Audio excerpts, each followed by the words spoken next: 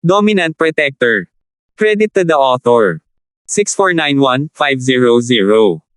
Ang mga pangalan po na nandito ay galing sa mga name generator. Kung meron man pagkakatulad sa mga pangalan ng tao o lugar at pangyayari, ito ay tunay na hindi sinasadya. Bakit may lindol? May isa na namang lindol sa Lambak. Natulala ang mga trainee na halos nakaligtas sa kamatayan. Ngayon lang sila nakarinig ng ganito. Lumingon si Terence at tinitigan ang bitek. Sa gitna ng marahas na pagyanig, tila nakita ni Terence ang dahan-daang pagbukas at pagsara ng bitek, at may kakaibang aura na pumapasok at lumalabas sa bitek. Umalis ka. Bilasan mo ang nakulong na lambak na ito sa ulap. Ginamit ni Terence ang kanyang chi at umungal, ang kanyang boses ay kumakalat sa buong lambak. Ginagawa niya ang kanyang makakaya, at nasa tadhana kung gaano karaming tao ang kanyang maliligtas. Habang sumisigaw siya, ikinumpas ni Terence ang kanyang kamay at itinabi ang lahat ng mga watawat ng matataas na antas ng porma sayon.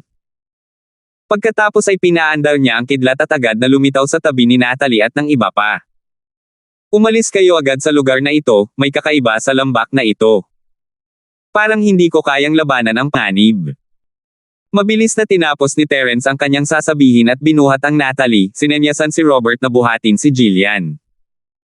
Pagkatapos ay hinailan niya ang braso ni Robert at lumipad pataas sa kalangitan gamit ang kanyang mga pakpak na parang multo. Kung tungkol naman kay Cynthia, hindi naman masyadong nag-aalala si Terence sa kanya. Ang babae ay may 10,000 milyang teleportation formation, at malamang mas magaling pa siya sa pagtakas kaysa kay Terence.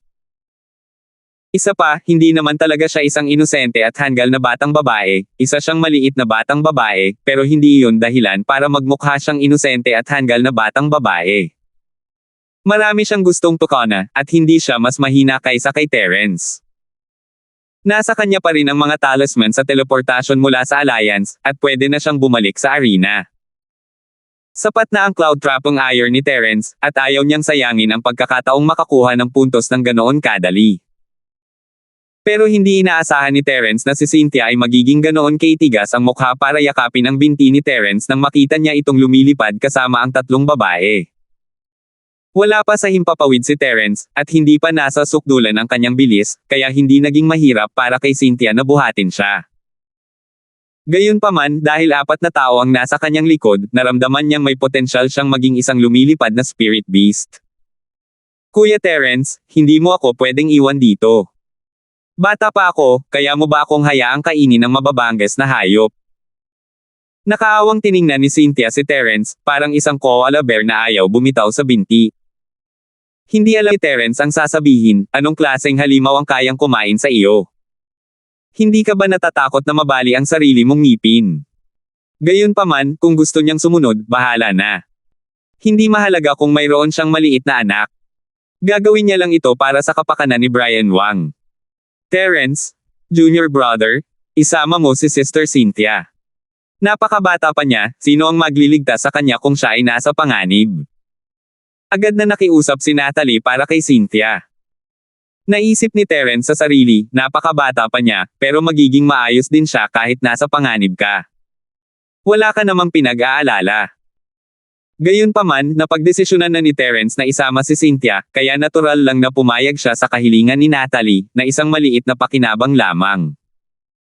Pagkatapos niyang magsalita, bago pa man makakalipad pataas si Terence, isang bundok ang bumagsak sa lambak. Tinakpin ng momentum ng bundok ang buong lambak, dahilan para dumilim ang kalangitan. Anong nangyayari? Nabigla si Terence, ngayon lang siya nakakita ng isang buong bundok na gumuho ng ganito. Binuka niya ang kanyang mga pakpak na parang sa multo ng buong lakas at pinalipad palabas ang lahat. Imposibleng lumipad pataas, dahil parang pagnanasa iyon ng kamatayan. Sa isang iglap, lumitaw sa lambak ang liwanag ng maraming talisman sa teleportasyon. Walang sino man ang tanga. Sa ganitong mga pangyayari, ang mga hindi kumpiyansa sa kanilang pagkakataon ay piniling tumakas. Tutal, ang sitwasyon ay masyadong kakaiba. Lumipad palabas si Terence at ang iba pa mula sa gilid ng lambak, at ang bundok kalikuran nila ay bumagsak sa lambak, na nagdulot ng isang malakas na pagyanig. Ang kakaiba ay hindi sinira ng bundok ang anumang mahahalagang bahagi ng lambak, tanging ilang nakakalat na bato at iba pa lamang. Hindi man lang nagkaroon ng oras sina Terence at ang iba pa para magdiwang na naiwasan nila ang bundok nang mapagtanto nilang muling umangat ang bundok. Kasing maliksi ito ng letigo at patuloy na hinabol sila. Nakakita ako ng multo. Ano ito? Hindi maliit na bagay ang pagkagulat ni Terence. Ikinumpas niya ang kanyang mga pakpak na parang ghost speed ng buong lakas at hirap na nakaiwas sa atake. Nababalot na ng malamig na pawis ang kanyang likod. Ang pagdadala ng 4 na tao ay lubos na nakaapekto sa bilis ng mga pakpak ng ghost speed, kung hindi ay hindi sana nasa ganitong kaawa-awang kalagayan si Terence. Boss, bumalik muna tayo sa lugar. Tingnan mo kung makakapunta ka sa teleportation point. Kung hindi mo kaya, huwag mong pilitin ang sarili mo. Hindi babulay-walay ng Alliance of Schools ang aksidenteng ito. Mabilis na sabi ni Robert kay Terence at pinaandar ang teleportation formation kasama si Jillian, saka bumalik sa venue. Hindi sila takot sa kamatayan, pero ayaw nilang maging pabigat kay Terence. Kung wala sila, maaaring mapabilis ni Terence ang pagtakbo. Hindi sila mapigilan ni Terence sa oras at tanging ang makita na lang ay ang pag-alis nila. Bumilis ang takbo ni Terence nang umalis ang dalawa, at saka lang siya nagkaroon ng oras para lumingon. Kakaiba nga ang bundok sa likuran niya. Noong una, inakala ni Terence na bumagsak ito matapos mabasag, pero ngayon ay napagtanto niya na hindi naman pala ito nabasag. Nakakonekta pa rin ito sa lupa ng mga bundok ng Buji. Gayunpaman, ang koneksyon sa pagitan ng bundok at ng lupa ay malambot at nababaluktot na ngayon, at hindi na ito mukhang bato. Para maging mas eksakto, mas angkop na ilarawan ang bundok bilang isang braso. Habang iniisip ang kanyang mga braso, parang kidlat na kumislap ang isip ni Terence. Lumingon siya pabalik para tingnan ang lambak, at parang gusto niyang umiyak. Kung titingnan mula sa langit, ang bitek sa lambak ay mukhang eksaktong isang bunganga, habang ang buong lambak, kung susuriing mabuti, ay mukhang isang kakaibang mukha. Naintindihan ni Natalie ang ibig nilang sabihin noong gulat pa rin si Terence. Ipinulupot niya ang mga braso sa leeg ni Terence at bumulong sa tainga nito. Terence, Lil, bro, babalik muna ako. Mag-ingat ka at huwag mong pilitin ang sarili mo. Ang kaligtasan ang pinakamahalaga. Pagkatapos sabihin iyon, inactivate din ni Natalie ang sarili niyang teleportation talisman at bumalik sa venue. Gumaan ang pakiramdam ng katawan ni Terence, at nagamit niya ng husto ang kanyang mga pakpak na parang ghost speed. Naging malamaya ang atake ng Mountain Peak, at hindi na nito kayang hawakan si Terence. Cynthia, bakit nandito ka pa rin? Lumilipad pataas at pababa si Terence, pinagmamasdan ang tuktok ng buong puso at kaluluwa, ngunit pakiramdam niya ay may nakalimutan siya. Yumuko siya at nakitang nakahawak pa rin si Cynthia sa binti niya. Sa buong lambak, maliban sa mga namatay, karamihan sa kanila ay nakabalik na. Sa madaling salita, maliban kina Terence at Cynthia, lahat ng iba ay nalipol na sa pagsubok na ito. Abala ang mga kamay ni Little Cynthia. Hindi mo maaaring alisin ang talisman sa teleportasyon. Hindi man lang umiwas ng tingin si Cynthia habang sinasabi niya ang mga kalokohang hindi ka panipaniwala. 6,472. Muntik nang matawa ng malakas si Terence, hindi niya alam kung sinasabi ba ng maliit na nilalang na ito na ang cute niya o galit. Nasa binti pa rin ang bata, at limitado lang ang epekto kay Terence, ituturing niya lang itong dagdag na grave. Isa pa, walang oras si Terence para harapin siya ngayon, ang prioridad niya ay ang harapin ang hindi niya kilalang bagay na iyon. Sa puntong ito, mas natitiyak ni Terence na ang lambak doon ay isang buhay na nilalang. Ang buong nakulong na lambak ng ulap ang siyang nakatagong mukha nito, at ang bitek na iyon ay ang bunganga nito. Paminsan-minsan ay kinukuha nito ang mga ulap, o marahil ay umaasa ito sa mga ulap para makakuha ng enerhiya. Si Terence naman ay lumikha ng daan-daan at libu-libong clone para sumipsip ng mga ulap, at ang kahusayan nito ay napakataas. Para itong pag-agaw ng pagkain mula sa bibig ng isang tigre, syempre magagalit sila.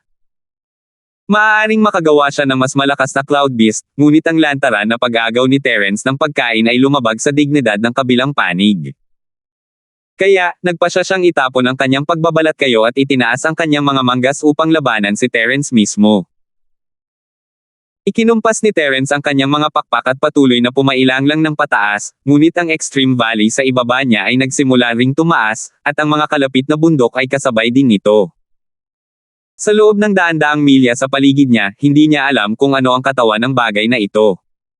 Ha! Ano ba ang pinaglalaban ko para sa pagkain? Kumunat ang noo ni Terence ng ilang beses. Hindi niya maisip na makikipaglaban sa isang napakalakas na nilalang para sa isang bagay. Tanging isang taong sawang-sawa na sa buhay ang gagawa niyan. Sa loob ng maraming taon, mahimbing ang tulog niya, pero nang dumating siya, nagalit ito ng husto kaya napatalon siya. Ito. Masasabing masamang kamay lang ito.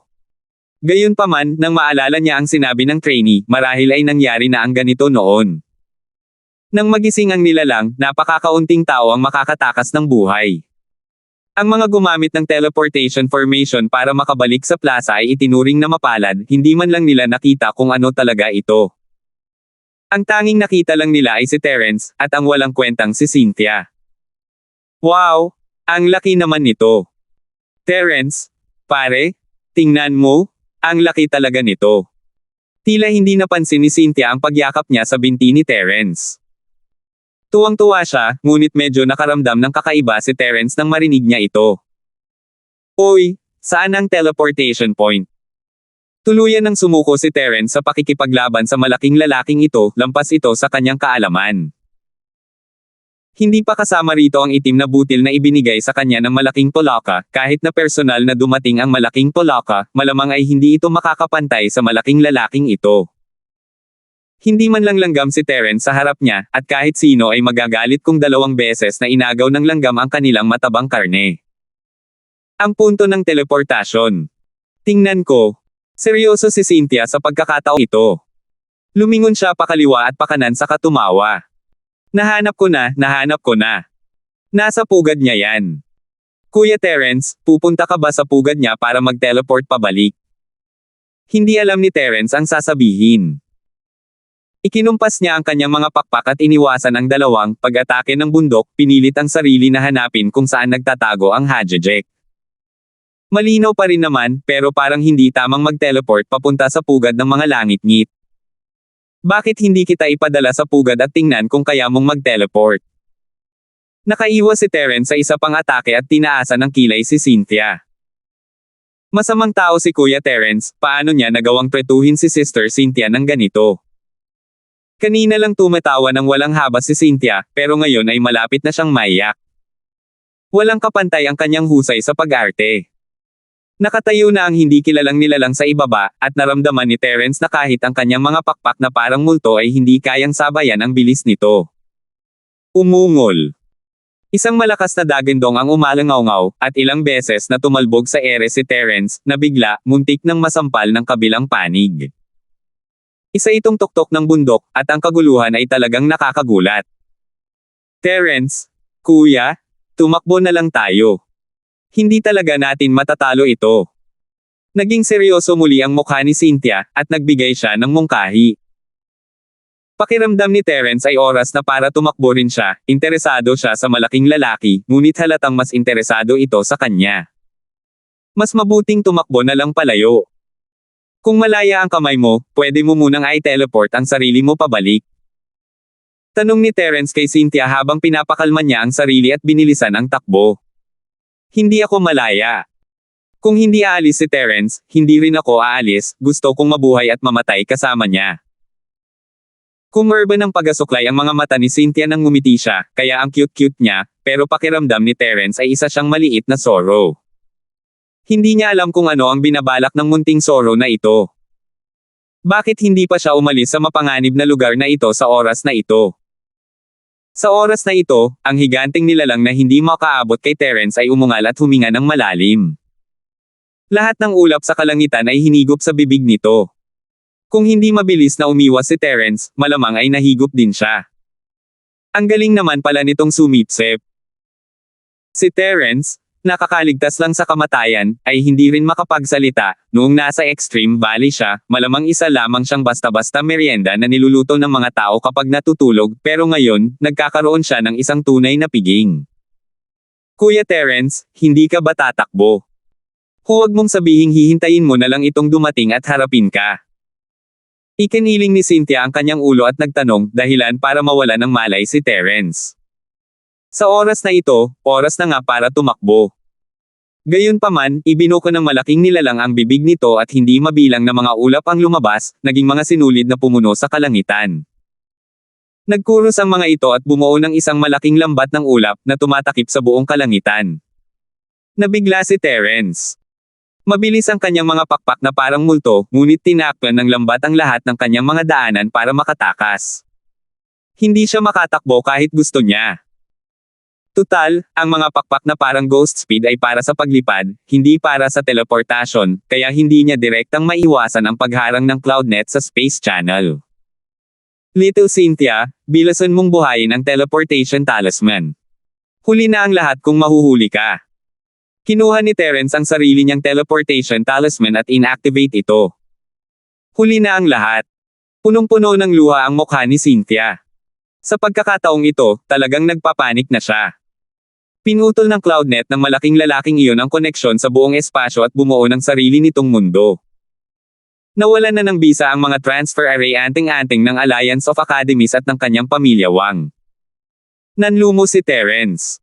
Naramdaman din niya iyon. Hindi gumana ang teleportation formation. Napakasama nito. Senior Ghost, bilasan mo at tumulong ka. Huwag mong i-enjoy ang mga huling taon mo ng mapayapa. Hindi nagatubili si Terence na tawagin ang bagay na iyon. Ikaw na batang tanga, hindi mo talaga alam kung kailan titigil. Minsan pa lang kita natulungan, bakit ka nandito ulit? Ang hirap ba para sa isang matandang tulad ko na tamasahin ang aking pagtanda ng mapayapa? Isang paraan para ihiwalay ang espasyo, nakakatuwa. 6,473. Sa kabaligtaran, ang di kilalang bagay ay hindi nakakuha ng atensyon ng multo. Sa kanyang palagay, isa lamang itong prehistoric mutant, isang buhay na naiwan mula pa noong sinaunang panahon. Hindi naman sa hindi niya ito nakita noon. May paraan ba para malutas ito? Hindi nag-aksaya ng oras si Terence, ang pinakamahalaga ay ang pag-access sa CloudNet. Kung hindi, kung makukulong sila rito at napakalaki ng nilalang, gaano man kabilas ang mga pakpak ni Ghost Speed, hindi sila makakalipad palabas at tiyak na mamamatay. Tingnan ko, huwag kang mag-alala. Hindi nagmamadali ang malademonyo. Kahit hindi pa tapos ang kanyang pananaliksik tungkol sa kalawakan at hindi maituturing na mababaw ang kanyang pag-unawa, kahit papaano ay mayroon siyang kaunting pananaliksik, kaya maaari pa rin niyang subukan. Senior Ghost, tingnan mo. Pero nagmamadali talaga ako. Napangiti ng mapait si Terence. Sinubukan niyang umiwas, ngunit lumiliit pa rin ang CloudNet, at ang espasyong maaari niyang galawin ay lumiliit ng lumiliit. Hindi ito napag-aralan ng sitwasyon. Pwede kang mabalisa, hindi ako pwedeng mabalisa. Parang isang amo ang walang hiya, pero totoo ang sinabi niya. Maaaring kinakabahan si Terence, pero hindi niya magawa. Habang lalo siyang kinakabahan, lalo lang itong lalala. Sige, magmamadali ako, hindi mo naman kailangang magmadali. Ngumiti ng mapait si Terence at gumuhit ng arko sa hangin, iniiwasan ang hindi mabilang na mga sanga at bato na lumabas mula sa malaking lalaki. Hindi sinasadyang nadikitan ng kanyang mga pakpak na parang multo ang gilid ng lambat na ulap, at umugoy ang katawan ni Terence, halos mahulog. Maaaring gawa sa mga ulap ang lambat na ulap, ngunit ang epekto nito sa mga pakpak ng Ghost Speed ay lampas sa imahinasyon ni Terence. Little Cynthia, natatakot ka bang makuryent? Walang ibang pagpipilian si Terence kundi gamitin ang kanyang paraan ng pagtakas mula sa kidlat. Natatakot ako, natatakot ako. Huwag mo akong saktan, Terence, pare. Sumigaw si Cynthia, habang ang kanyang mga braso at binti ay nakahawak sa binti ni Terence ng buong lakas. Hindi siya nagsisinungaling, takot na takot talaga siya. Gusto mo bang basagin niya o kuryentruhan ko? Ngumiti si Terence, iniwan ang pagpipilian sa kanya. May pangatlong opsyon ba? Tumangala si Cynthia mula pataas hanggang pababa, pakiramdam niya ay mas mabuti pang mamatay na lang siya. Oo, ihuhulog kita. Baka hindi kanya mahanap, kaya hindi kanya sasaktan o kukuryutin. Nagkibit balikat si Terence habang iniiwasan ang isa pang sunod-sunod na pag-atake, ngunit pakiramdam niya ay nasa limitasyon na niya ito. Kung gayon, Terence, kuya, pwede mo ba akong gulatin ng mas mahinahon? Sumimangot si Cynthia at malapit nang umiyak. Susubukan ko ang aking makakaya. Nanginig ang bibig ni Terence, hindi talaga niya kayang kontrolin ang kidlat na ito. Marahil ay ayos lang ito, o maaaring masakit. Nag-aalangan siyang gamitin ito sa Natalie dati, ngunit sa pagkakataong ito, wala na siyang pagpipilian. Ipinaubaya na ni Cynthia ang sarili sa kanya. Kung umalis lang sana ito ng mas maaga, wala sanang nangyari. Tara na. Handa na si Little Cynthia. Kuryentehin mo ako hanggat gusto mo, Terence, pare. Parang mamamatay na ang mukha ni Cynthia, at pakiramdam ni Terence ay isa siyang walking emoji. Nagsimulang magkuskos ang mga selula sa katawan ni Terence, at nagsimulang lumitaw ang maliliit na arko ng kidlat sa kanyang katawan. Nanindig ang balahibo ni Cynthia habang yakap niya ang binti ni Terence.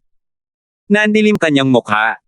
Gayunpaman, hinigpitin niya ang pagkakayakap kay Terence.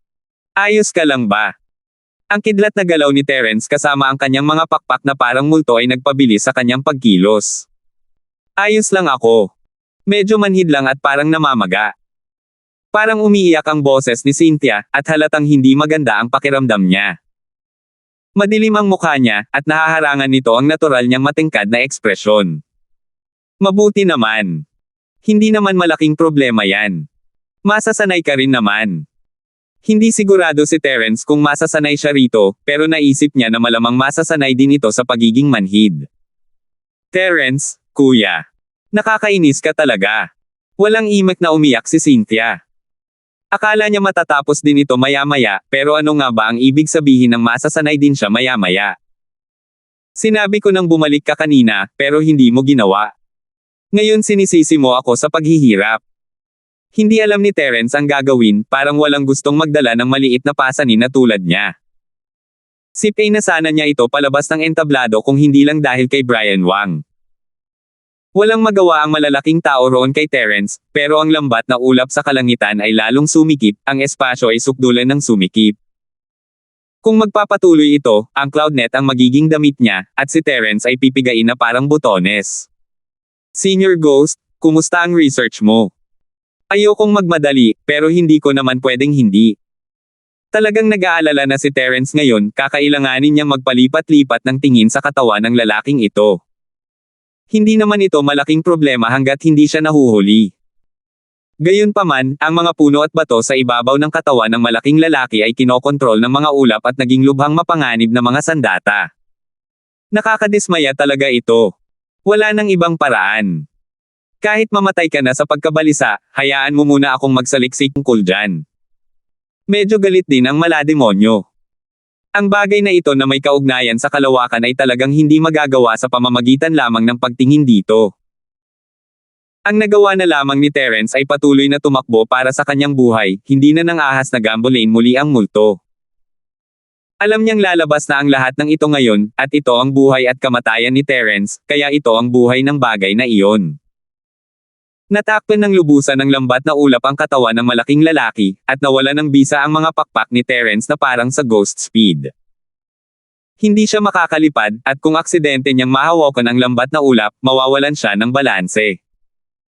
Ang tanging maaasahan na lang niya ngayon ay ang pagtakas mula sa kidlat. Terence? Bro? Hindi naman tayo mamamatay dito, di ba? Nakalugay ang buhok ni Cynthia, at ang cute na batang babae ay mayroon na ngayong afro. Madilim ang kanyang mukha, at nakakatawa ang kanyang itsura. Masama ang loob ni Terence, pero hindi niya mapigil ang matawa. Kung hindi talaga siya makakatakas, kahit papaano ay hindi siya ganoon kalungkot. Huwag kang mag-alala, magiging maayos din tayo. Ganyan lang ang kaya ni Terence na aliwin siya. Sa katunayan, hindi siya sigurado kung ayos lang ba talaga ang babae. Nahanap ko na. Terence, ang tanging hindi matatag na punto ng spatial lock ng malaking lalaking ito ay nasa pugad nito dahil isa itong teleportation point. Kaya, hanggat nakapasok ka sa pugad ng squeak, magkakaroon ka ng pagkakataong umalis sa lugar na ito.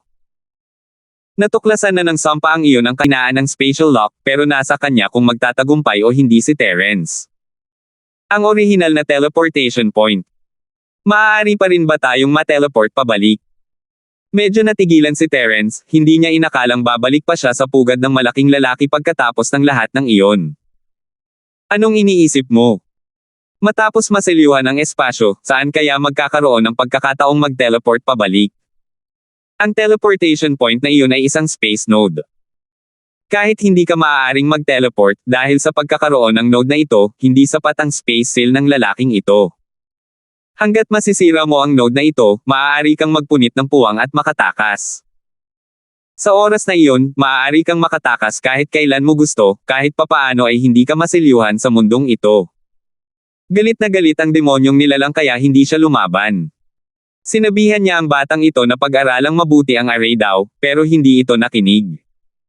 6,474. Sa katunayan, napakabilis na ng pag-unlad ni Terence, at hindi talaga makapagsalita ang multo. Nagrereklamo lang ito. Hindi pa kasama rito, kahit ang molditang iyon ay kaunti lang ang alam tungkol sa kalawakan. Hindi rin makatotohanan para kay Terence na maintindihan ito. Naiintindihan ko. Sa pamamagitan ng pagbasag sa orihinal na teleportation point, mabubuwag natin ang spatial seal na itinayo ng lalaking iyon. Bahala na kayo. Gaman ang loob ni Terence, gusto na lang niyang umalis sa lugar na ito sa lalong madaling panahon. Hanggat may paraan, hindi mahalaga kung gaano kaliit ang mga pagkakataon, mas mabuti na ito kaysa maghintay sa kamatayan. Matapos kausapin ang malamulto, lumingon si Terence sa ere at lumipad pabalik sa orihinal na teleportation point. Terence? Bro? Anong ginagawa mo? Napakadelikado doon. Napasigaw sa takot si Cynthia. Isa iyon sa mga pinakadelikadong lugar. Patuloy na ikinakaway ng malaking lalaki ang mga braso nito, kaya't patuloy na bumubuka at sumasara ang langit-ngit. Madaling sumugod pero sa susunod na segundo, anumang oras ay madudurog siya at magiging parang tambak ng sarsa ng karne. Walang oras si Terence para magpaliwanag kay Cynthia. Nasa pinakamataas na bilis na siya, at sa isang iglap, nasa tabi na niya ang pugad ng malaking lalaki. Hindi kalayuan ang orihinal na teleportation point. Isang super alchemy bomb ang nabuo na sa mga palad ni Terence. Pinagsama niya ang dalawang bomba at pinagsama sa isa. Naging parang arko ng kidlat siya at sumugod patungo sa transfer point. Napansin na ng malaking lalaki ang mga galaw ni Terence. Parang mga patak ng ulan ang dumagsa sa ibabaw ni Terence dahil sa napakaraming puno at bato na kontrolado ng ulap na chi. Kasabay nito, ang CloudNet ay lumiit ng husto, dahilan para maging napakayaman ng Cloud Chi dito. Muling lumitaw ang matagal nang nawawalang Cloud Beast Army, lumilipad patungo sa tabi ni Terence. Iniunat ni Terence ang kanyang braso, ipinalabas ang Super Peel Firebomb sa kanyang palad habang sumugod siya patungo sa teleportation point. Anumang hamarang sa kanyang daan ay itinutulak palayo ng Super Peel Firebomb. Sa prosesong ito, ang Super Peel Firebomb ay patuloy pa ring namumuo at lumalawak. Hindi maaaring masyadong mag-isip si Terence sa oras na ito, kung hindi ay matutuwa siya ng husto. Maaari pa ring gamitin ang Super Alchemy Bomb sa ganitong paraan sa ilalim ng malakas na kontrol ng kanyang Divine Sense. Maituturing itong isang hindi inaasahang pakinabang. Gayunpaman, ang bilis ng pagtitipon ng mga halimaw sa ulap ay lampas sa inaasahan ni Terence. Puwersa lang ang nagawa niyang pumasok. Sa ilalim ng kidlat, lumipad si Terence papasok sa maliliit na puwang at pinasabog ang Super Alchemy Firebomb. Tumalbog pabalik ang katawan ni Terence kasabay ng isang malakas na pagsabog. Nasa harap niya ang pagsabog, ngunit malakas pa rin ang epekto. Paano ito posible? Nakatitig si Terence sa portal point, nanlalaki ang mga mata, hindi nangyari ang inaasahang pagkawasak. Sa halip, lumitaw ang mga makakapal na bato, puno, at ulap sa harap ng portal point na nakapalibot dito. Terence? Bro? Tumakbo ka na. Halatang handa ang lalaking ito. Hindi alam ni Cynthia kung bakit gustong sirain ni Terence ang teleportation point, pero dahil sa talino niya, nahulaan niya na may mali rito. Kung hindi magiging ganoon kahigpit ang seguridad. Kinailangan aminin ni Terence na tama si Cynthia. Kung kahit isang multo ay nakakakita nito, paanong hindi malalaman ng lalaking ito ang kahinaan ng space seal na nilikha niya? Pinamukha niyang hindi siya nagbabantay para maakit niya si Terence. Isa ring masamang amo ang malaking lalaking ito. Mukhang walang kinalaman ang laki ng katawan sa pagiging masama at may itim na tiyan. Bulong Terence habang sumusulyap kay Cynthia. Terence? Bro? Bakit mo siya tinitingnan? Nagkunwari si Cynthia na hindi niya naintindihan. Ang kanyang malalaking mata ay inosente at malinaw, ngunit ang kanyang maliit na mukha ay madilim, na nagpapahirap sa kanya. Ngumiti si Terence at hindi na itinuloy ang usapan. Sinimulan niyang gawin muli ang Super Alchemy Bomb. Hindi siya nagtagumpay kanina dahil handa ang kalaban, ngunit ang isa pang dahilan ay hindi nagtagal bago nabuo ang Super Alchemy Bomb ni Terence, kaya hindi ito sapat ang lakas. Kung para lang malusutan ang teleportation point, sapat na iyon. Gayunpaman, ngayong naharap na nila ang handa ng depensa ng kalaban para itong itlog na tumama sa bato. Dahil hindi pa ito sapat na malakas, dadagdagan pa niya ang kapangyarihan nito. Muling naging parang arko ng kidlat si Terence, lumipad sa paligid ng pugad ng malaking lalaki at pinalaki ang laki ng Super Alchemy Bomb. Terence, kuya, hindi ba talaga tayo makakatakas? Gayunpaman, masaya pa rin si Sister Cynthia na mamatay kasama ang kanyang kuya. Para magkaroon ng isang henyo tulad ng kuya bilang scapegoat, tila hindi pa rin natatalo si Little Cynthia. May ganang magsalita ng walang katuturan si Cynthia sa mga panahong ito, kaya kinailangan itong pagbigyan ni Terence.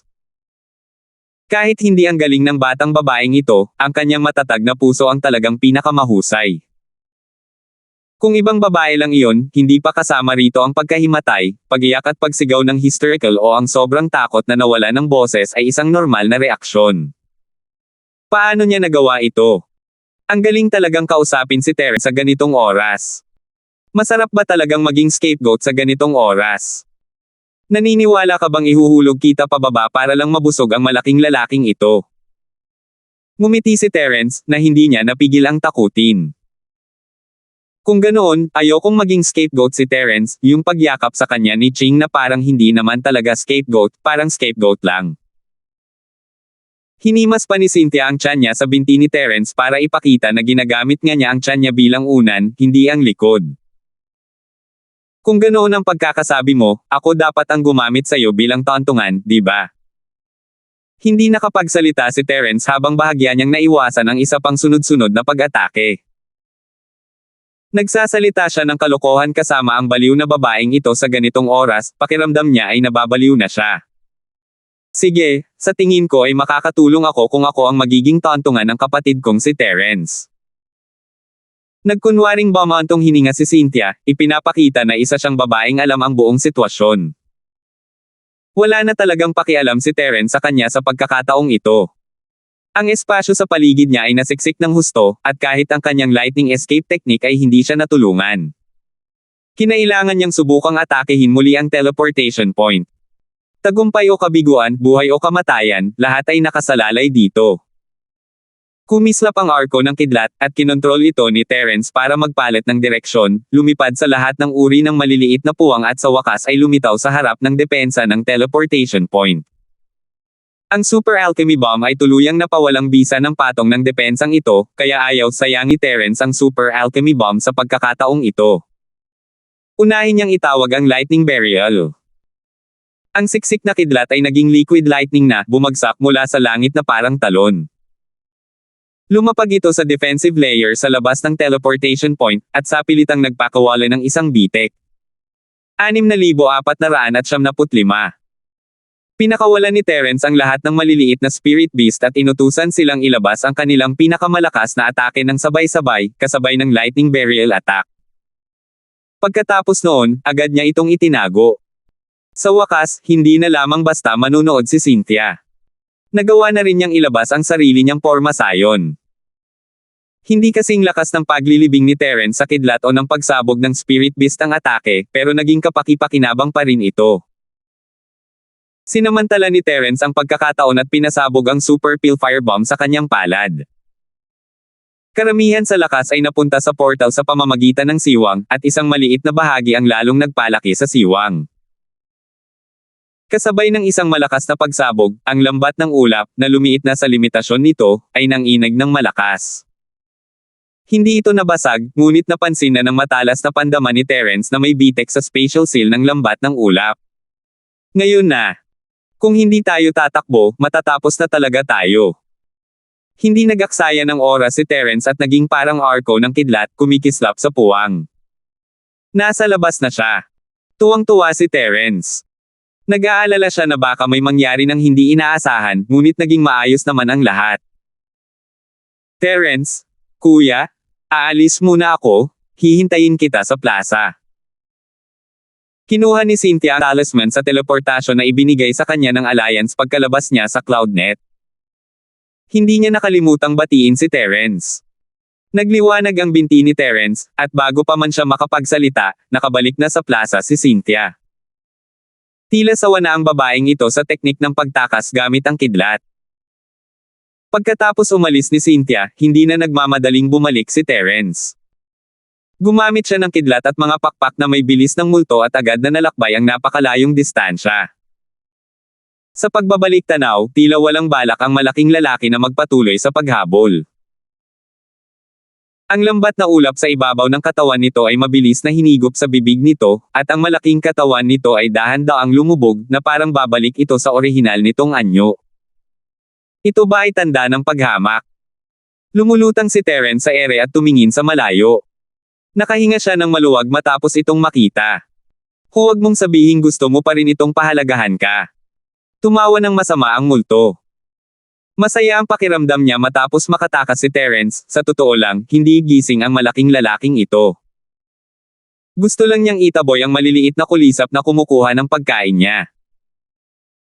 Parang kapag natutulog ang mga ordinaryong tao sa sekular na mundo, kapag may lamok na umuugong sa paligid ng kanilang mga tainga, iwawagayway din nila ito palayo o gagamit ng kumot para itaboy.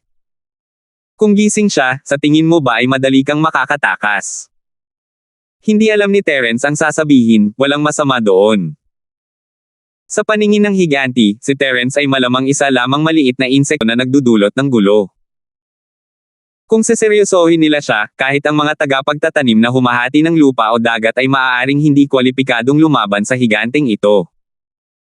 Nakatago ang napakalaking anyong buhay sa kabundukan ng Buji, at walang sino man ang talagang nakatuklas nito. At ano ang bagay na ito? Hinawakan ni Terence ang kanyang noo, iniisip na napakaswerte niya na nakaligtas. Hindi mahalaga kung ano man iyon. Ang mahalaga ay malamang walang sino man sa buong lugar ng Mystic Class C ang maaaring magbanta sa malaking taong ito, kaya hindi mahalaga kung may makahanap man o wala. Sa tingin mo ba ay may maglalakas loob na pukawin ito? Mabuti na lang at nakakuha na ng enerhiya ng ulap para mabuo ang ulap na kumukulong sa pinong bakal sa bibig nito. Mas tumpak pa rin ang opinyon ng multo, at pareho lang ang katotohanan. Kahit may nakakaalam man tungkol sa malaking lalaking ito, walang maglalakas loob na gumawa ng kahit ano dito. Kung talagang nagalit niya ang malaking lalaking ito at tuluyan itong nagising, maaaring nasa panganib ang buong rehiyon ng Mystic Sea. Tama ka. Hindi natin kayang pukawin ang malaking nilalang na ito. Malamang napatay nito ang mga gumising dito noon. Maswerte tayo at nakaligtas tayo. Hindi na natin dapat ito guluhin sa hinaharap. Tumango si Terence at naghanda ng bumalik sa plaza. Nawasak na ang teleportation point. Kung gusto nilang bumalik, ang teleportation talisman lang ang maaari nilang gamitin. Sa anumang kaso, lahat ay babalik sa ganitong paraan. Sa pinakamarami, lahat ay walang makukuhang bahagi. Imposible para sa lahat ng akademya na hindi mag-recruit ng kahit isang tao. Palaging may iba pang mga panlaban. Siya nga pala, Senior Ghost, ano sa tingin mo yung mga itim na batong ginamit para pinuhin ang pinong bakal na kumukuha ng ulap? Hindi naman siguro mga mumu yun mula sa bibig ng lalaking yun, di ba? Biglang may naisip si Terence.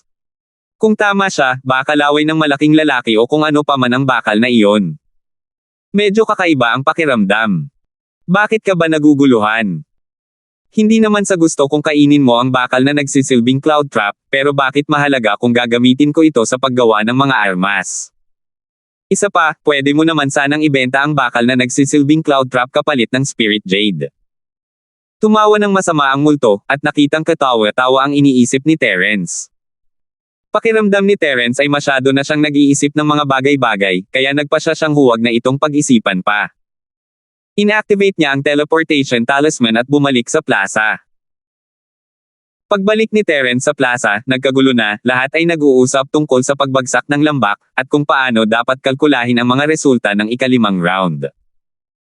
Hindi lahat, kasama na si Terence, ay bumalik sa pamamagitan ng teleportation point. Pinaganya nilang lahat ang kanilang mga teleportation talisman. Sa totoo lang, isa itong pagkabigo. Boss, nakabalik ka na. Ayos ka lang ba?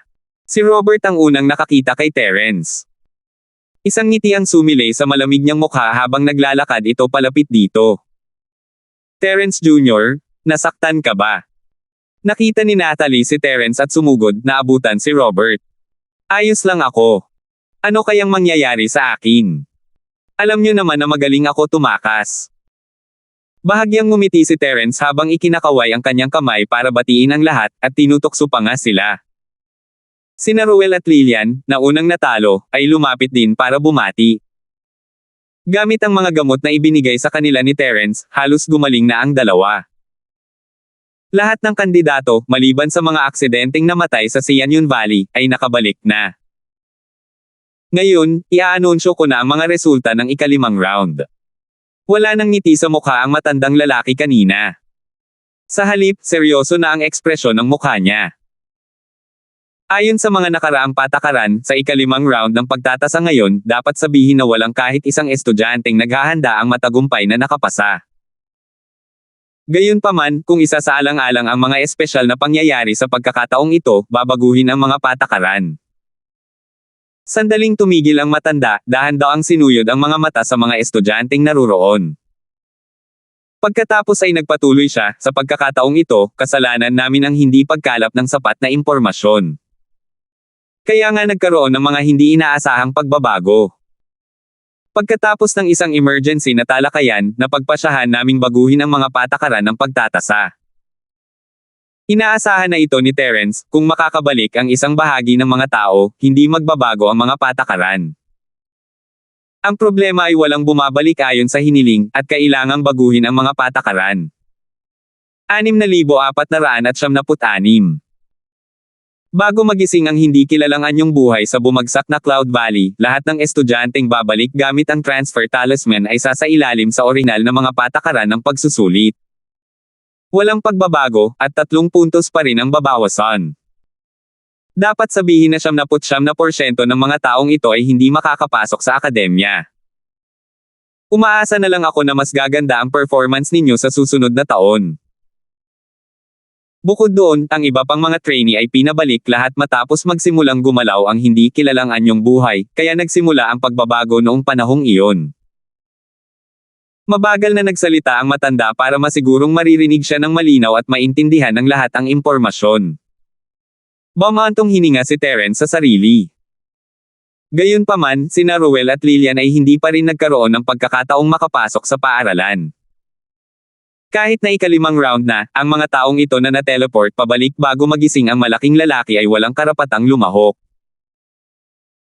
Ang mga estudyanteng makakaramdam ng panganib habang nagising ang isang hindi kilalang anyo ng buhay ay hindi parurusahan, mayroon man silang ulap na nakakulong sa pinong bakal o wala. Ang Alliance of Academies ay magbabayad sa kanila ng 2 puntos bilang kabayaran para sa hindi kumpletong impormasyon.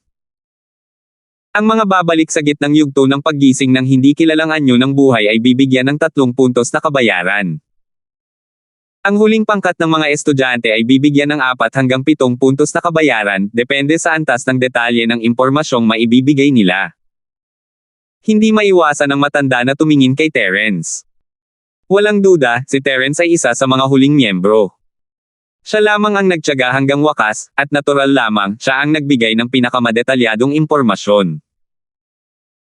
Bagamat huli na ring bumalik si Cynthia, ayon sa paulit-ulit na mga imaheng ipinadala pabalik ng surveillance formation na itinatag ng College Alliance sa paligid ng lambak, umaasa lamang si Cynthia kay Terence at pinalad na nakaligtas sa panganib. Walang nagsalita, pero alam ng lahat na si Terence ang magiging taliwas sa hinaharap.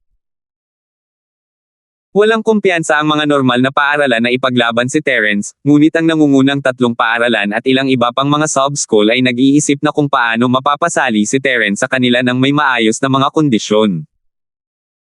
Ang unang yugto ng paggising ay tumutukoy sa panahon kung kailan nanginginig ang lambak ng Extreme.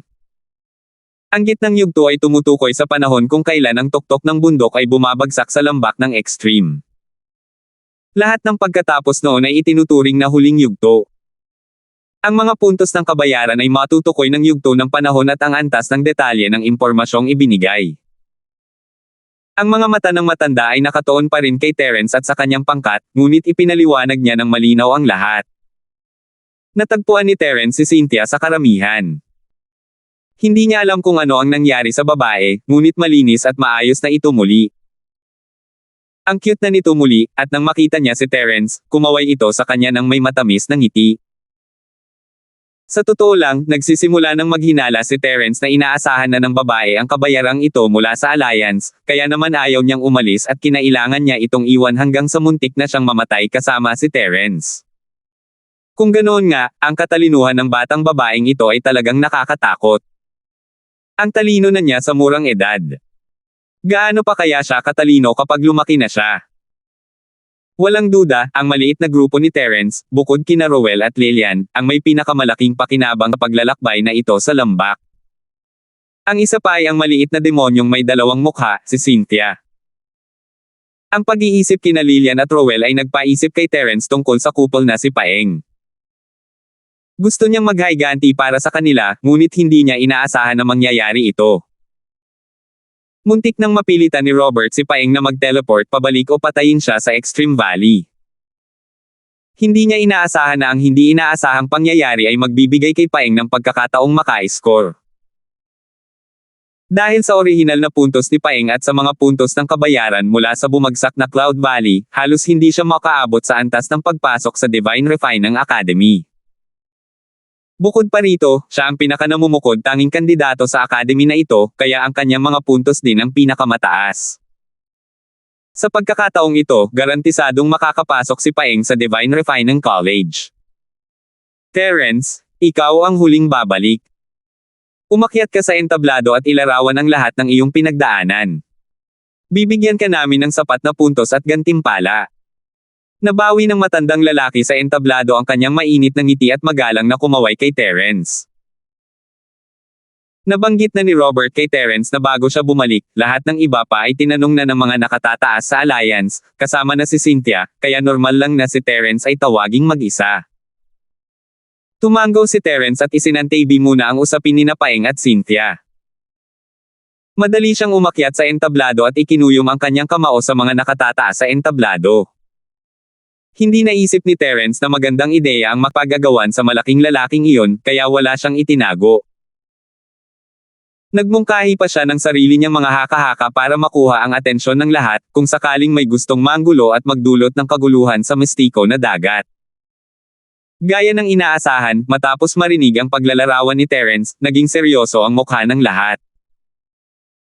Dahil alam nila kung gaano kalakas ang hindi kilalang nilalang na iyon, napagpasyahan nilang lahat na markahan ang lugar ng mga bundok ng Buji bilang isang bawal na lugar. Sa rehiyon ng Mistiko na dibisyon ng dagat, walang dodang ang Alliance of Academies ang pinakamalakas na kapangyarihan. Hindi mahalaga kung ito man ay mga maharlikang angkan o iba pang kapangyarihan, wala silang silbi sa harap ng Alliance of Academies. Kaya kung magpasya silang gawing isang restricted area ang lugar sa paligid ng lambak, tiyak na magtatagumpay sila. Terence, ikaw ang pinakamalakas sa talento at lakas, at mayroon kang talino at tapang. Siya nga pala, ikaw pa rin ang unang pwesto sa pagsusulit sa pasukan sa Yellow Region. Sa simula, ang top 10 ay may ilang puntos bilang gantimpala, ngunit ang iyong pagganap ay masyadong kahanga-hanga, at ang iyong mga puntos ay higit na lumampas sa mga puntos ng pagpasok ng mga nangungunang paaralan. Walang silbi ang mga puntos para sa iyo, kaya napag-usapan at napagpasyahan naming ibigay ito sa iyo bilang gantimpala. Ngumiti ang matanda habang inilalabas ang singsing para kay Terence. Isa ba itong pagpapakita ng mabuting kalooban? Ayon sa alam ni Terence, ang matandang lalaking ito ay isang vice principal ng Divine Refinement College, at isang elder ng College Alliance. Kahanga-hanga na may isang taong kasing level niya ang nandito para sa pagsubok. Tutal, hindi pa naman ito ang recruitment year, kaya hindi pa sapat para personal na dumating ang isang nangungunang estudyante ng isang nangungunang paaralan. Maraming salamat, Elder. Kung ganoon, magiging kawalang galang para sa junior na ito na tumanggi. Hindi tumayo si Terence para sa seremonya. Para sa kanya, ang impormasyong ibinigay niya ay napakahalaga sa Mystic Division C area. Dapat siyang makatanggap ng ilang gantimpala. Bukod dito, ang nangungunang 10 nasa Yellow Sea area ay pinanggakwan ng mga gantimpala, ngunit hindi nila sinabi kung ano ang mga iyon. Sa totoo lang, walang silbi ang mga puntos para kay Terence. 6,497. Siyempre, ang mga puntos ay lubhang kapaki-pakinabang sa nangungunang 10 nasa rehiyon ng Golden Sea. Isa man itong puntos, 2 puntos, o 3 puntos, maaari itong makaapekto sa kanilang pananatili sa mahiwagang rehiyon ng dagat. Ito ay mas makabuluhan kaysa sa anupaman. Kinuha ni Terence ang singsing at sinimulang tingnan ang loob. Isa itong singsing na imbakan, at hindi bago rito si Terence, nakabili na siya nito dati sa pinakahilagang isla, at ibinigay ito kay Han Jingjing bilang padala. Medyo mas malaki ang espasyo sa storage ring kaysa sa natanggap niya noong nakaraan, at marami itong cultivation resources. Hindi pa ito gusto ni Terence, pero sapat na ito para ipakita ang pagkabukas palad ng Alliance. Ang singsing na pangimbak mismo ay isang napakabihirang at mahalagang bagay. Sa rehiyon ng Yellow Sea, mas karaniwan ang mga supot na pangimbak, ngunit bibihira ang mga singsing na pangimbak. Sa iba pang malalaking isla sa labas ng silangang kontinente, kahit ang mga storage bag ay bihirang gamitin. Kaya naman ang subasta ng singsing sa pinakahilagang isla ay nakaakit ng maraming tao. Terence, ang isang henyo na tulad mo ay dapat makatanggap ng pinakamahusay na pagsasanay. Maganda ang Feiyang College, ngunit may mga kakulangan pa rin ito sa ilang aspeto. Iniisip ko kung interesado kang pumunta sa aming Divine Refinement College. Masisiguro ko na ibibigay ko sa iyo ang mga pribilehiyo at mapagkukunan na tanging ang mga mahuhusay na henyo lamang ang maaaring magkaroon sa panahon ng recruitment. Maniwala ka sa akin, tiyak na mabilis kang uunlad sa aming Divine Refinement College, at magiging isang superstar ka sa Mystic Division C sa maikling panahon. Hinintay ng matandang lalaki na itago ni Terence ang singsing bago agad na ipadala ang kanyang alok. Regalo ng Alliance ang singsing, pero siya ang nagbigay nito, natural lang kay Terence na maging malapit sa kanya, at mas mabuting gamitin ito habang mainit pa ang plancha. Ito marahil ang unang pagkakataon na nakakita ang isang binata mula sa North Island ng isang singsing na pangimbak. Isa pa, napakaraming mapagkukunan nito. Siguradong nasa sabik siya ngayon. Kung sasamantalahin niya ang pagkakataon, baka mapabagsak niya ito. Ito ang iniisip ng matanda. Kung tungkol naman sa iniisip ng Feiyang College, wala itong pakialam ang Divine Refinement College. Nakakalungkot na hindi lubos na kilala ng matandang lalaki si Terence, ang isang singsing na imbakan ay hindi man lang sulit sa isang sulok ng espasyo ng Jade, kaya bakit pa siya mag-aalala? Kung tungkol naman sa mga resources sa loob, wala itong kwenta para sa isang baguhang mayaman na tulad niya. Naisip na niya itong ibigay kay Natalie sa oras na makuha niya ito. Sapat na ang sariling storage bag ni Terence para mapagtakpan niya ito kahit sandali, hindi niya kailangan ng singsing na pangimbak. Deputy Dean Wang, hindi ba't medyo labag ito sa mga patakaran? Kinakatawan mo na ngayon ang College Alliance, hindi ang iyong Divine Refinement College. Nag-a-apply din si Terence sa paaralan ng Feiyang, hindi ba't medyo sobra na para sa iyo na agawin siya sa harap mismo ng ating paaralan? Galit na galit si Jin Mo ngayon. Alam niyang hindi papasok sa ibang paaralan si Terence, pero binabaliwala lang siya ng ganito. Kung hindi siya magsasalita ngayon, talagang minamaliit ng mga tao ang paaralan ng Feiyang.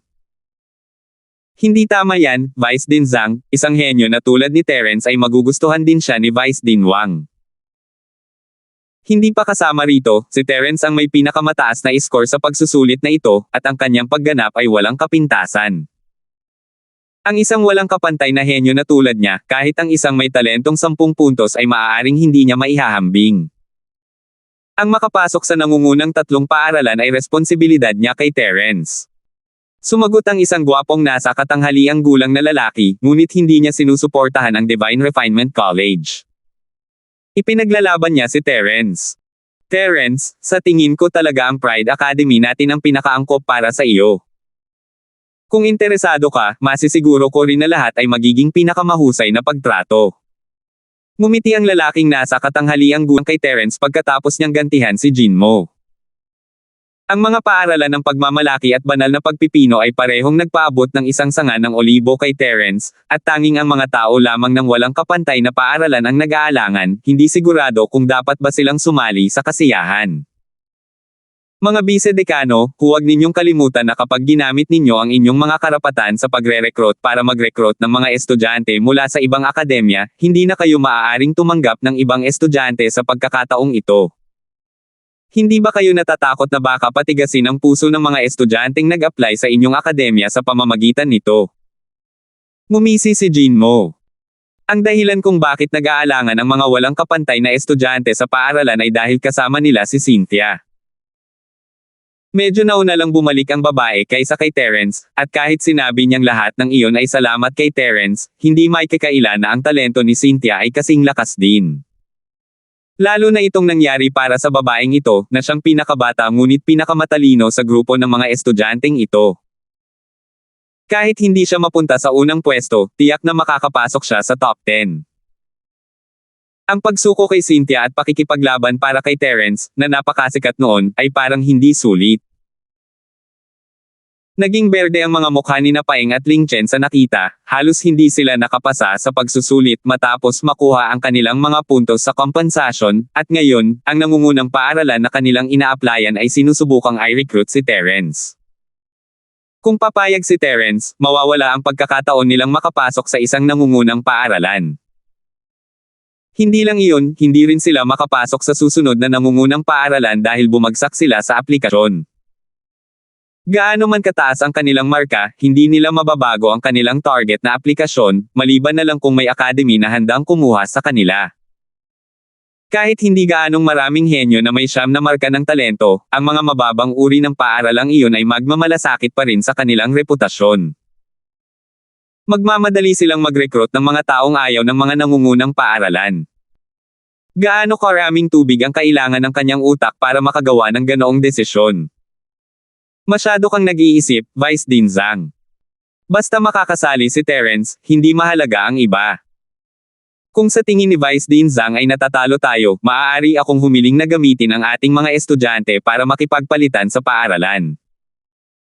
Siyempre, para ipakita kung gaano natin pinahahalagahan si Terence, magbabayad tayo ng mas mataas na presyo para makumplito ang palitan. Nakangiting mungkahi ng matandang siwang kay Jinmo. Ang tinatawag na palitan ng mga estudyante ay ibang-iba sa recruitment. Ito ay isang normal na palitan sa pagitan ng dalawang akademya sa pamamagitan ng Alliance of Academies.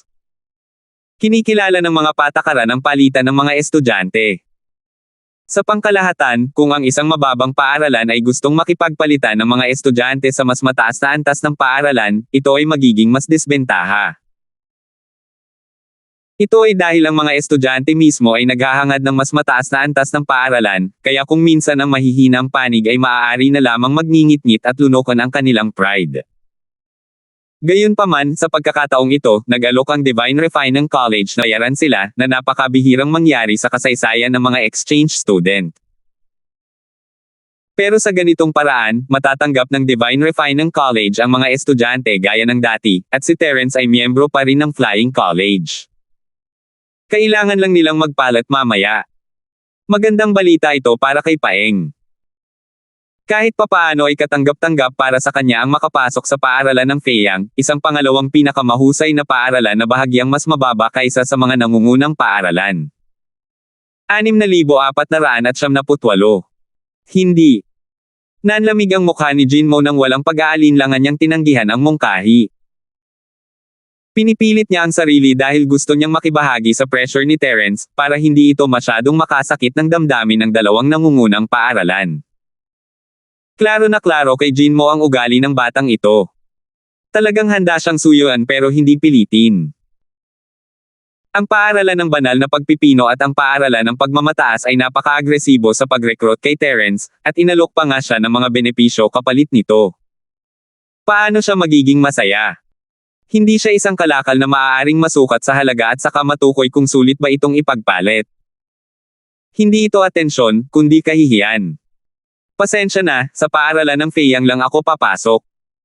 Hindi na ako papasok sa ibang paaralan.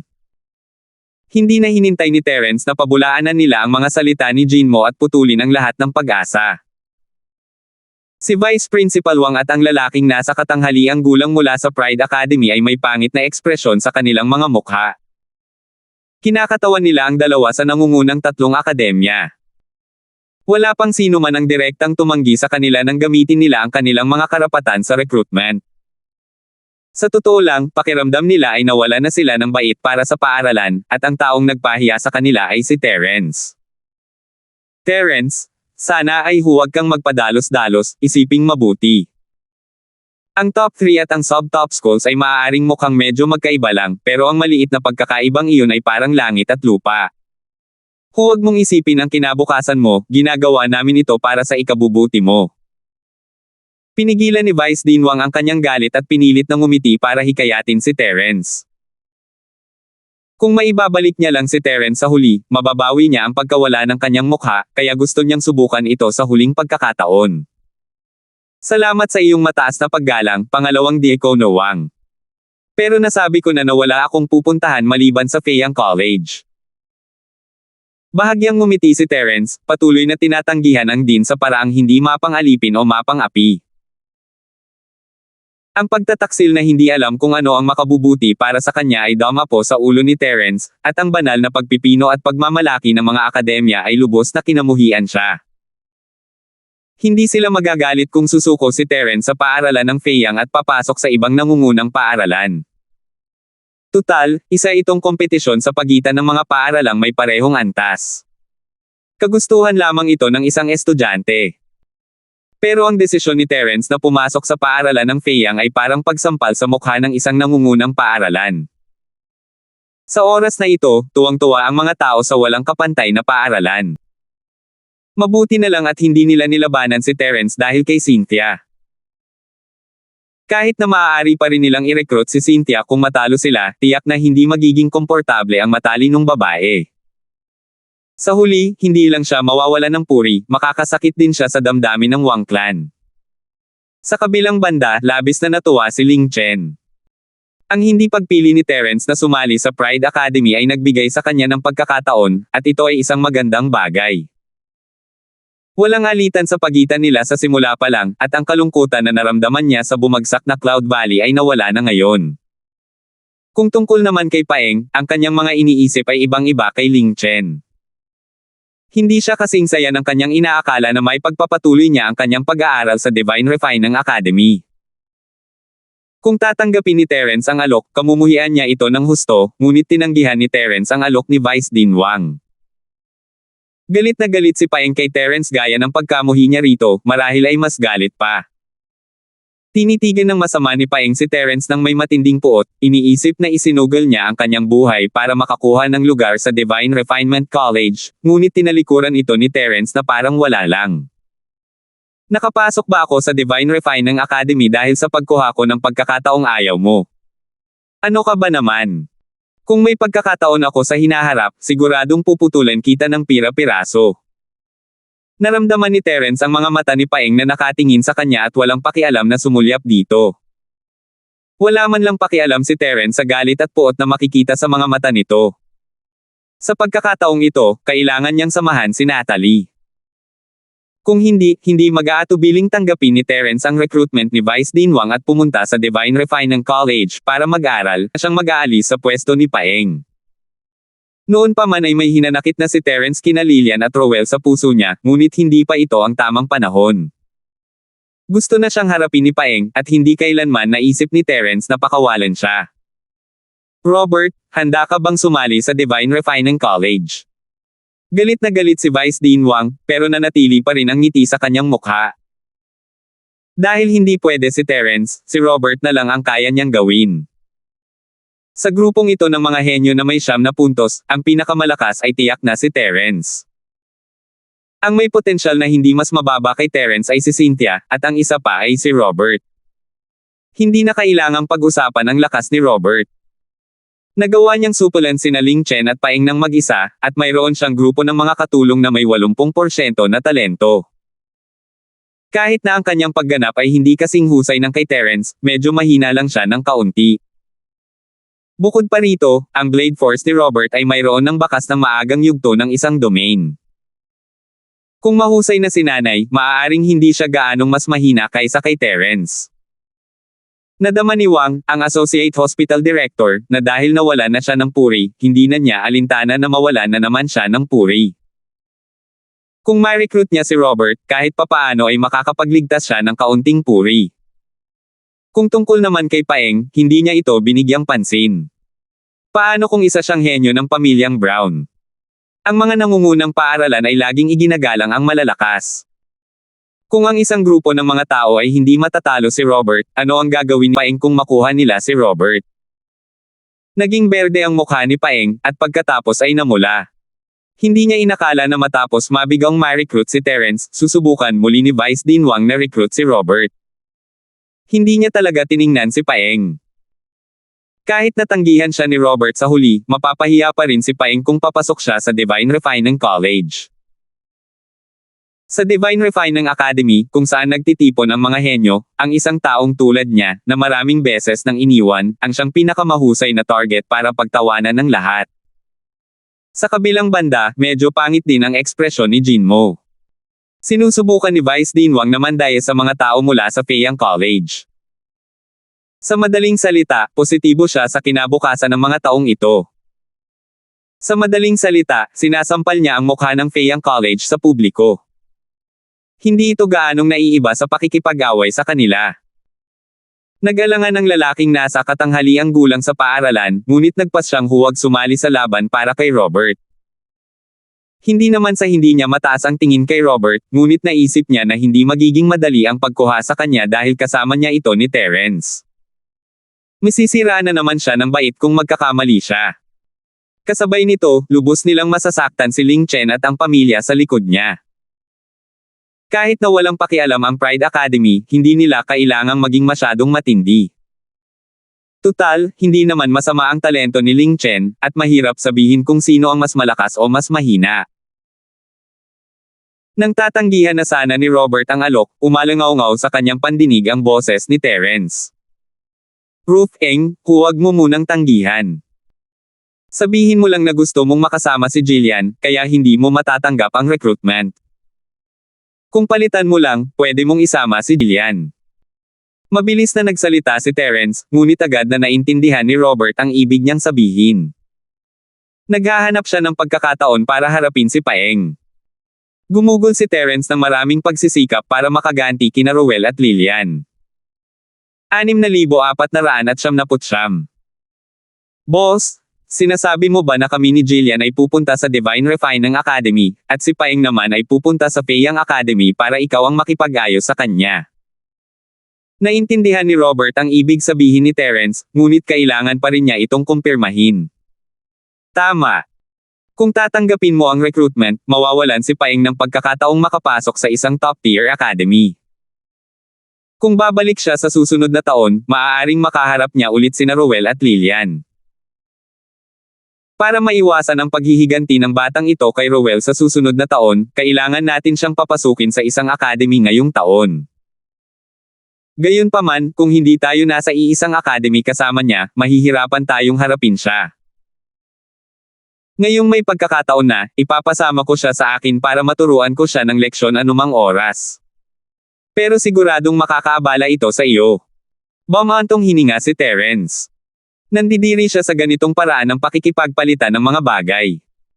Naawa siya kina Robert at Jillian sa paghiling sa kanya na gawin ito. Gayunpaman, naniniwala siyang hindi mag-aalangan si Robert para sa kapakanan ni Rowell. Iyan ang totoo. Matagal nang itinuturing ni Robert si Rowell bilang kanyang kapatid. Para makaganti sa kanya, ano malaking problema sa isang palitan lang ng salita. Ang tanging masama lang ay hindi niya kayang sundan si Terence. Kahit na mas mainam ang paaralan ng banal na pagpipino kaysa sa paaralan ng Feiyang, hindi niya inisip na mas mainam ito kaysa sa pagsunod kay Terence. Deputy Director Wang, si Jillian ang aking mapapangasawa. Ayokong mahiwalay sa kanya, kaya hindi ko matatanggap ang alok mo. Matapos makipag-usap kay Terence sa pamamagitan ng voice transmission, tinaasan ni Robert ang kanyang boses para sagutin si Vice Dean Wang. Mula sa pananaw ng isang tagalabas, matagal lang itong pinag-iisipan ni Robert, at walang kakaiba rito. Hindi nila alam na kinausap niya si Terence kung paano haharapin si Paeng. Robert, sinasabi mo ba na hindi ka tumututol sa pagpasok sa Divine Refinement College? Ayaw mo lang tanggapin iyon dahil sa limitadong bilang ng mga taong maaari mong i-recruit. Nagliwanag ang mga mata ni Deputy Dean Wang. Hindi niya inaasahan na susuko na pala si Robert. Handa na siyang ipagpatuloy ang pagpapahiya sa sarili niya. Patuloy na nagbabago ang ekspresyon ng mukha ni Paeng. Galit na galit talaga siya kina Terence, Robert, at sa iba pa. Pati si Vice Dean Wang ng Divine Refinement College ay kinamuhian niya. Tama, iyon mismo ang ibig kong sabihin. Nabalitaan kong iisa lang ang kota para sa recruitment para sa bawat academy, at para sa kota na ito, kailangan isuko ang lahat ng enrollment spots ng kasalukuyang batch. Bahagyang tumango si Robert at mahinahong tumingin kay Deputy Dean Wang. Naguluhan si Jinmo. Hindi ba tagasunod ni Terence si Robert? Bakit niya bigla na lang sinabi na gusto niyang pumunta sa Divine Refinement College? Pero matapos makita ang tingin ni Terence sa kanya, alam niyang ideya iyon ni Terence. Hindi niya alam kung bakit, pero panatag siya. Hanggat hindi umaalis si Terence, wala siyang pakialam kung pakawalan niya si Robert. Ano ang problema? Sinabi ko na sa iyo na maaari kang mag-apply para sa isang exchange quota. Makakakapasok kayo ni Jillian sa Divine Refinement Academy, at tiyak na hindi ka namin aapihin. Tumawa ng malakas si Vice Dean Wang. Kahit wala si Terence, mas magaling pa rin si Robert kaysa kay Paeng. Dumilim ng husto ang mukha ni Paeng. Hindi lang siya makakatagal sa Divine Smelting College, kundi gagamitin din siya bilang bargaining chip kapalit ni Robert. Nakakabaliw ang ganitong uri ng kahihiyan. Kung hindi lang dahil sa katotohanan ang Divine Refinement College ay napakalakas na kahit ang buong angkan ng Brown ay hindi maihahambing dito, malamang ay nakipagtalo na siya sa kanila. Deputy Dean Zhang, handang pumunta si Robert sa ating Divine Refinement College kasama ang kanyang nobya na si Jillian. Paano kung makipagpalit tayo ng ideya? Tumingin si Vice Dean Wang kay Jinmo ng may ngiti, ang kanyang depresyon mula sa pagtanggi kay Terence ay sa wakas ay medyo nawala na. Hindi naman masama ang talento ni Robert, marahil ay medyo mahina kaysa kay Terence, ngunit naisip ni Vice Dean Wang na maraming mapagkukunan ang Divine Refinement College, at hindi ito maihahambing sa Feiyang College. Kaya, ang resulta ng pagsasanay kay Robert ay maaaring mas maganda kaysa kay Terence. Kapag dumating ang panahong iyon, pagsisisihan niya ito. Bakit ako dapat pumayag sa palitan? Malamig ang mukha ni Jinmo, hindi nagbigay ng kahit anong mukha kay Deputy Dean Wang. Sa katunayan, natanggap na niya ang mensahe ni Terence, na humihiling sa kanya na pumayag sa palitan, ngunit hindi siya madaling pumayag. Kailangan niyang magbayad ng mas mataas na halaga ang matandang ito. Deputy Dean Zhang, ang ating mga pamilya ay palaging nasa mabuting kalagayan. Ang pagpapalitan ng mga estudyante ay lalo lamang magpapalakas ng kooperasyon sa pagitan ng ating mga pamilya. Paano ito? Dahil sumang-ayon na ang mga estudyante, magkaroon tayo ng magandang pag-uusap kung paano makukumpleto ang palitan. Naunawaan din ni Vice Dean Wang ang kalungkutan ni Jinmo, kaya umakto siyang napakabuti. Tumawa siya at tinawag si Jinmo sa isang tabi para pag-usapan ang mga detalye. Tungkol naman sa kung magkano ang babayaran nila kapalit nina Robert at Jillian, hindi na kailangang mag-alala pa si Terence tungkol dito. Pagkatapos ng laban sa entablado, ikinuyom ni Terence ang kanyang mga kamay sa mga tao mula sa Alliance of Schools at bumalik sa kanyang Forma Sion, sumama kina Robert at sa iba pa.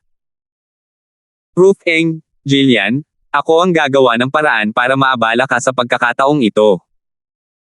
Para mapasailalim sa aking pagbabantay si Paeng, kailangan kitang isakripisyo. Tumango si Terence kina Robert at Jillian bilang paghingi ng tawad. Dapat sana ay magkasama sila, ngunit hiniling niya sa kanila na pumunta sa Divine Refinement College. Medyo hindi nga ito makatwiran. Boss, huwag mong sabihin yan. Ang Divine Refinement College ay isa sa 3 nangungunang paaralan. Kapag napunta tayo roon, pahahalagahan tayo, kaya ang bilis ng ating cultivation ay hindi magiging mas malala kaysa sa Feiyang College. Kapag nakaalis na tayo sa kolehiyo sa hinaharap, magkasama tayong pupunta sa Mystic Sea area. Ngumiti si Robert at inalo si Terence. Ang pakikitungo kay Paeng ang gusto niya. Ano ang masama sa pagpunta sa Divine Refinement College bilang kapalit? Hindi mahalaga kung mag-aaral sila sa Liuyon Academy. Boss Terence? Kuya Leng? Salamat po. Naantig sina Rowell at Lilian. Hindi sila mga tanga, alam nila kung bakit ginagawa ito ni Terence at Robert Leng. Marahil sa paningin ng iba, ang pagpasok sa Divine Refinement College ay isang magandang bagay, ngunit alam ni Rowell at ng iba pa na para kay Robert, ang pagsunod kay Terence ang pinakamahusay na pagpipilian. Kung pupunta siya sa Divine Refinement College, siya ay magiging dehado. Ano ba ang ipinagpapasalamat mo sa akin? Wala naman tayong ginawa. Bahagyang ngumiti si Terence at ikinumpas ang kamay kay Rowell. Kung naibalik niya sana si Paeng sa Extreme Valley, hindi niya sana kailangang pagdaanan ang lahat ng problemang ito. Gayunpaman, hindi naging walang pakinabang si Robert sa pagpasok sa Divine Refinement College.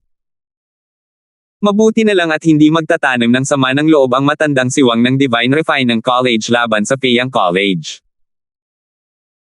Tutal, kung ang isang nangungunang paaralan ay determinadong pahirapan ang isang nangungunang paaralan sa sekundarya, ang nangungunang paaralan sa sekundarya ay magiging dehado. Habang nagbubulungan sina Terence at ang iba pa, napag-usapan na nina Matandang Wang at Jinmo Zhang ang mga detalye ng kanilang palitan ng salita. Mula sa mukha ni Jinmo, dapat sana'y nagbayad ng malaki si Matandang Wang, kaya naman lubos na nasiyahan si Jinmo. 6,500. Sige, kahit may ilang aksidente sa pagtatasa na ito, natapos na ito ng maayos. Ang mga mag-aaral na hindi pa nakakarating sa mga cut-off point ay maaaring umalis muna. Nais ko sana ang lahat ng pinakamahusay para makapasa kayo sa pagtatasa sa susunod na taon. Bilang karagdagan, ang mga mag-aaral na nakarating sa cut-off point ay kailangang maghintay ng ilang sandali upang makita kung mayroon kayong sapat na puwang para mag-apply sa academy. Pagkatapos lamang namin mapagpapasyahan kung maaari kayong makapasok sa akademya na gusto ninyo. Nakangiti pa rin ang matandang si Wang. Tila maganda ang kanyang kalooban. Marahil ay naramdaman niyang magandang ani ang pagsali ni Robert sa kanyang koponan.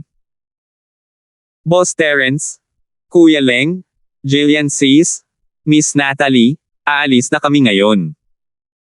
Siguradong makakapag-stay kami sa Mystic Classes sa susunod na taon. Magkikita ulit tayo pagkatapos. Ikinuyom ni Rowell ang kanyang mga kamay sa lahat. Wala siyang pinagsisisihan. Labis na naantig siya ng husto na handa si Lilian na isuko ang pagkakataong manatili sa karagatan ng Uri Mistiko at bumalik kasama niya. Isa pa, determinado sina Terence at Robert na ipaghiganti siya, ano pa nga ba ang dapat nilang pagsisihan? Bagamat gusto niyang maghiganti, si Paeng ay mas may talento at mas malakas kaysa sa kanya. Mayroon din siyang malakas na puwersa sa likod niya. Hindi magiging madali para sa kanya ang maghiganti, kaya tanging sina Terence at Robert lamang ang kanyang napasalamatan. Tama ka. Bumalik ka at maglinang. Subukan mong pumunta sa Feyang College sa susunod na taon. Hihintayin ka namin. Ngumiti si Terence at tinapik ang balikat ni Rowell, hinihikayat itong magtrabaho ng husto. Gagawin namin. Hintayin ninyo kaming lahat. Oo. Mariing tumango si Lilian. Isa siyang mapagkompetensyang tao, at kinailangan niyang bumalik sa lugar ng dagat na may yellow class na antas dahil sa ilog at dagat. Kung may pagkakataon siya, gagawin niya ang lahat para maabot ang tuktok. Kumuha si Terence ng isang storage bag at iniabot ito kay Rowell, narito ang ilang tableta na ako mismo ang gumawa. Maaaring makatulong ang mga ito sa iyo. Inumin mo at magtanim ng mabuti. Salamat, Boss Terence. Tinanggap ni Rowell ang regalo ng walang anumang pag-aalinlangan, nabigla siya sa alok ni Terence sa pagkakataong ito, at wala siyang pag-aalinlangang tanggapin ang kabaitan ni Terence para lamang lumakas. Napagdesisyonan na niya na susundan niya si Terence mula ngayon, kahit nakapalit nito ay ang pagdaanan niya ng apoy at tubig para sa kanya. Gayunpaman, nagulat pa rin si Rowell nang makita niya ang laman ng storage bag. Hindi ba't sobra na iyon? Boss Terence, ito. Sobra na, hindi ko na kaya. Noong una, akala niya ay walang magiging pressure para mangolekta ng ilang bagay, pero ngayon ay medyo natatakot na siya. Ang regalo ni Terence ay isang bagay na hindi niya makukuha kahit ibenta pa niya ang kanyang dagat ng mga ilog ng 10 beses. Huwag kayong masyadong magalang sa akin. Mga makamundong ari-arian lang iyan, na marami sa mga ito ay hindi ko kailangan. Ang mga gamot na ito ay pinino ko lang, kaya wala silang gaanong halaga. Kailangan nyo lang inumin ang mga ito at mag-cultivate ng mabuti. Hindi binawi ni Terence ang isang bagay na ibinigay niya, ikumpas niya ang kamay niya kay Rowell para kunin ito. Nagkatinginan sina Rowell at Lillian ngunit tinanggap pa rin nila ang storage bag sa huli. Ang ganitong pabor ay hindi kayang suklian ng simpleng salamat kaya hindi na sila nagsalita pa at itinago ang lahat sa kanilang mga puso. Ipapadala ka namin sa teleportation array mamaya. Hindi kami makakaalis ngayon, kaya bakit hindi mo kami hintayin sa labas ng plaza? Tumingin muli si Terence sa entablado, hindi sigurado kung kailan ito matatapos. Lumapit si Jinmo at ngumiti kay Terence, umiling. Hindi mo kailangang mag-alala tungkol kina Rowell at Lillian. Babalik sila kasama ang mga trainee na bumagsak sa pagsusulit sa Yellow Class area, at ang aming recruitment team ang mamamahala sa pamumuno sa team. Ang mga estudyanteng hindi nakapasa sa pagsusulit ay dapat ipadala pabalik sa Yellow Sea area, kaya hindi na kami makapaghintay para sa iyo. Opo, Boss Terence, hindi niyo po kailangang mag-alala tungkol sa amin. Babalik kami kasama ang lahat. Hindi niyo po ba inaalala ang mga inayos ni Dinzang? Humahajijek si Rowell at ikinuyom ang kanyang mga kamay bilang pamamaalam.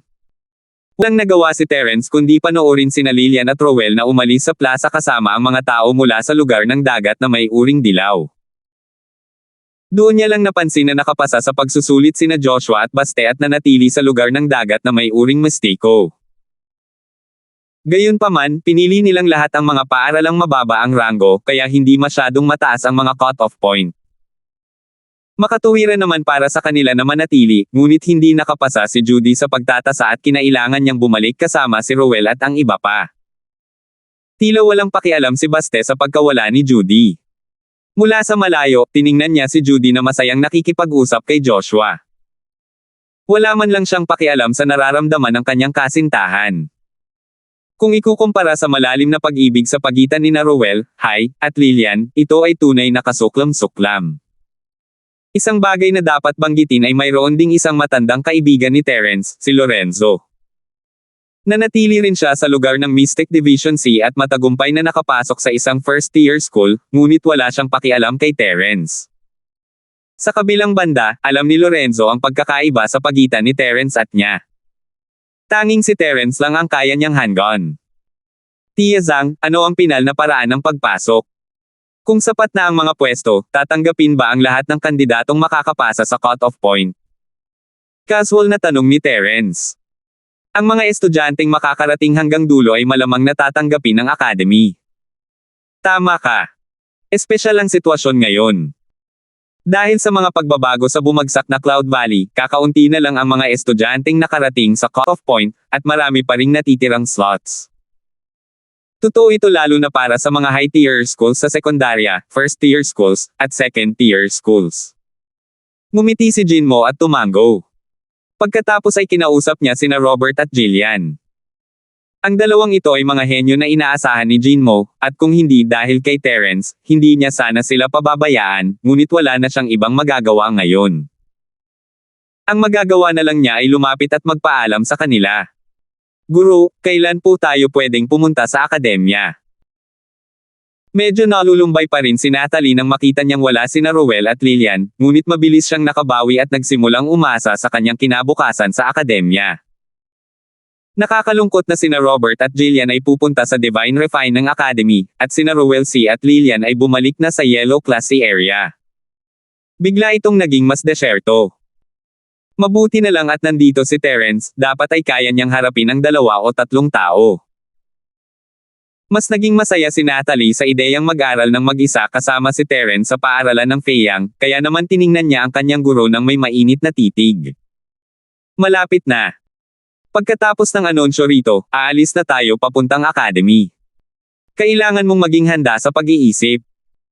Pagkatapos mong makarating sa academy, kailangan mong mag-cultivate ng maayos. Hindi ka na maaaring maging pabaya. Ngumiti si Jinmo at hinawakan ang ilong ni Natalie, nag-uumapo ang kanyang pagmamahal. Bumantong hininga si Terence sa sarili. Pakiramdam niya ay kailangan ni Natalie na maging mas relax kasama si Jinmo bilang kanyang amo. Habang nag-uusap sila, sinimulang ayanunsyo ni Vice Principal Wang ng Divine Refine ng college ang listahan ng mga admission ng bawat kolehiyo. Salamat po at sinamahan ninyo ako, ingat lagi mga master.